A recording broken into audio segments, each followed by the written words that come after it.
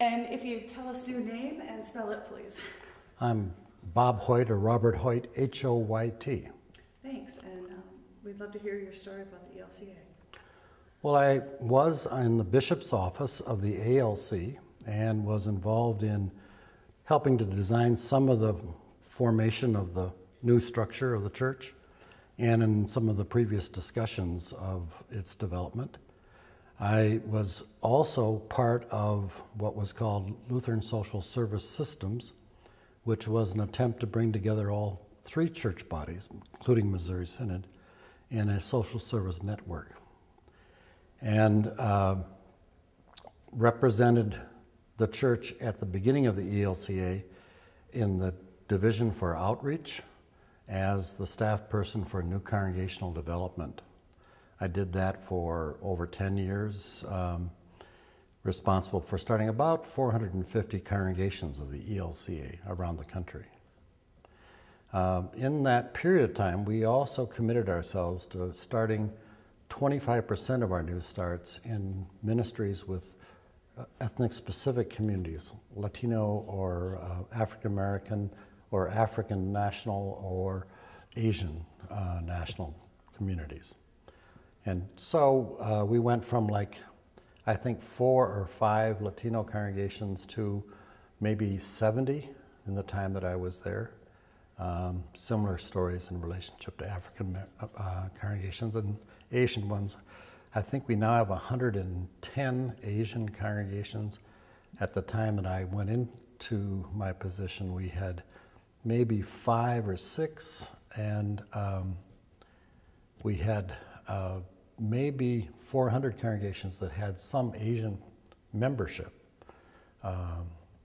So part of the attempt to achieve our goal of being church representative of the country's diversity was really in the hands of the Division for Outreach, which is now the Division for Congregational Mission Evangelical Outreach.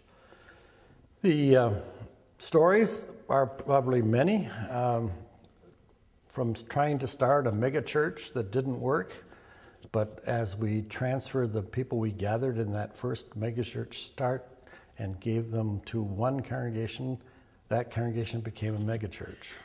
So, you make mistakes and it comes back and sometimes works. I would guess that from the research we've done, maybe 15% of our new starts didn't work. And that was probably our fault. Either our demographic studies of what the potential was not very accurate, or we just put the wrong person in the right place, or the right place, wrong place was for anybody to be in. We had maybe another 10% that after they organized were never strong enough to really survive. Some people would say that that's a terrible mistake. I think that you don't have a growing edge development process that doesn't have failure. If you only have success, then there's something wrong. So I was pretty pleased with that kind of response. We have congregations that have as many as 5,000 members that were started in this period of time, and we have congregations that are about the average size ELCA congregation of 500 members. We did a major research project in relationship to our new starts where we took the developers who did the best job over a long period of time and who were still with the congregation they started, and did a listening post set of interviews, one-on-one interviews, came up with about 25 characteristics of leadership that would be ideal for having mission development skills to start new congregations. And those are being used in a structured interview process where we try to identify people's skills, and our batting average of picking the right person for the right place has greatly improved as a result of it. We've had some terrible stories that no one would like to publicize in a sense, and I know what this is all about, but every bishop knows the difficulty when pastoral behavior is inappropriate. And while I was never officially a bishop, I actually had the power to hire and fire pastors, which bishops would like to have. And I'd have about 150 pastors at a time. And there were a few times where I had to fire a pastor for misconduct. And I think we got a lot to learn about how that impacts the life of the congregation. It often kills a new start. They're very fragile in the beginning. So we try to not make those kinds of mistakes in our selection process. As you know, the Social Service Network, when I was involved with that, it became the largest network of social service ministries in the country, including such agencies as United Way. And the delivery system has great credibility. In that process, during that time, we also created a way to select home administrators for nursing homes, and sometime tried to figure out a way to create a unified accounting system for the management of agencies. That is not necessarily in place, but it was tried. You want to ask? So what do you see as maybe the goals and the challenges of continued mission development in this church? You know, you talked about the multicultural part. And well, where do we go from here? You know, almost 25 years in. There are three challenges. One is having the personnel who have a mission heart to do this work. It takes an explorer type personality that wants to carve out something new. It takes a support network that says our job is to give permission and not control.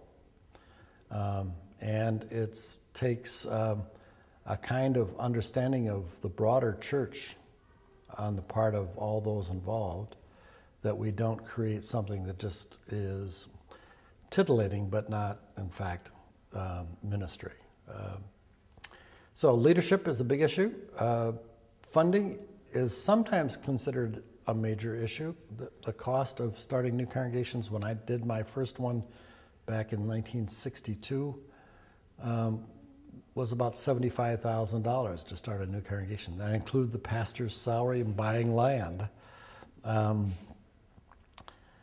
Well, today it's closer to $250,000 for salary for a few years for the pastor, and then before they become somewhat self-reliant, and then the land can cost anywhere up to $1 million, and then the building is maybe another $2-3 million. So the cost factors are horrendous. So looking at alternatives to that, for instance, we had a piece of land that was bought by the Mission Investment Fund that was they were being asked to buy the land by the church because neighboring congregations wanted to make sure that there was land purchased. They purchased it exactly at the wrong time when the boom was going on land development. I had to tell them that we couldn't afford it 2 years later when the crash had happened in land values, and they took the bite on selling it. We could actually buy a building on a piece of land, a better piece of land, a building constructed that could be used for worship for $200,000 less than what they had paid for the land. So those issues are there. When do you buy land? There'll always be arguments about that. But I do think that we need to think about land banking, and that means we need to buy land well before it's already been bought by developers.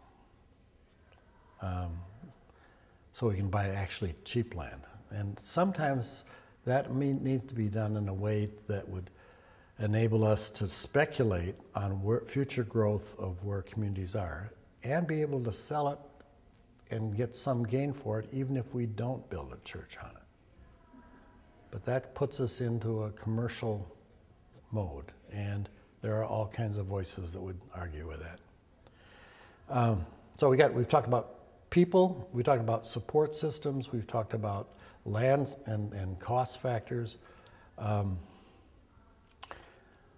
me, the biggest issue is having a missional vision, and that requires looking at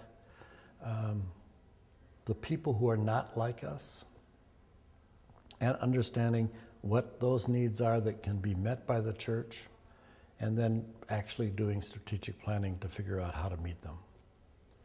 I've been involved in the strategic planning business since 1963, writing my first book on it, and worked with I've worked with over 1,500 congregations on strategic planning.